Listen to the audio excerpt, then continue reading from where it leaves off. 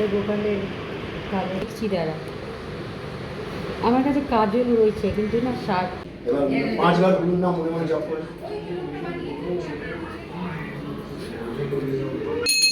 কাঠি দেবে ইন্টারনেট খারাপ, সে তো আমাদেরও লাইটার খারাপ কাঠি দেবে।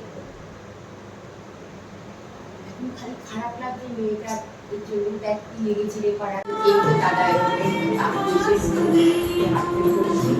সবাই চলে গেছে বাড়ি, দাদা একবার দাদা চা পেয়েছে, কাউ চা পেয়েছে, চা করবো